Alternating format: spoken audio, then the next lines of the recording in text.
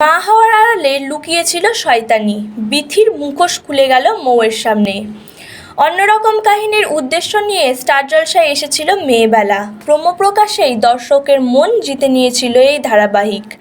এমনকি ধারাবাহিকের শুরুর দিকেও কাহিনী দর্শকদের মন ছুঁয়ে গিয়েছিল, কিন্তু বর্তমানে বিথির চরিত্র এমন নৃশংস হয়ে যায় যে দর্শকরা সমালোচনা করতে শুরু করে। বিথি চরিত্রটি দিন দিন আরও নৃশংস হয়ে উঠেছে। ধারাবাহিকে এখন বেশ জমজমাট পর্ব চলছে। মৌ ডোডোর প্রতি দুর্বল হয়ে পড়ছে, কিন্তু ডোডো তার চাঁদনিকে এখনও ভুলতে পারেনি। মৌয়ের সাথে ভালো থাকার অভিনয় করছে, এখনও তার মনে চাঁদনি জায়গা করে আছে, আর সেই সুযোগে কাজে লাগায় বিথি। একদিকে মৌয়ের সামনে ভালো মানুষ সেজে থাকে, আর পেছনে চলছে ছলচাতুরি। মৌ ডোডোকে সে এখনও মেনে নিতে পারেনি।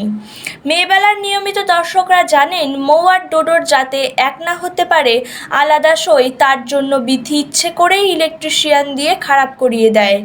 এই কাজের জন্য ইলেকট্রিশিয়ানকে ঘুষ দেয়, আর সেই ব্যক্তি এসে উপস্থিত হয় মিত্র বাড়িতে। নতুন একটি প্রোমো প্রকাশ পায় যেখানে সত্যের মুখোমুখি হয় মৌ।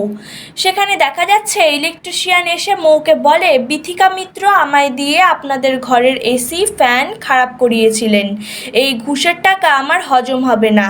এরপরই মৌ ভাবে, বিশ্বাস করতে পারছি না বিথিমাসি, এতদিন ধরে আমার মা হওয়ার নাটক করলে কেন? আমি কথা দিচ্ছি বিথিমাসি, তুমি আমায় যতই আঘাত করো আমি কোনোদিনও তোমার হাত ছাড়বো না। ভিডিওটি ভালো লাগলে লাইক, কমেন্ট, শেয়ার এবং সাবস্ক্রাইব করে দেবেন। ধন্যবাদ।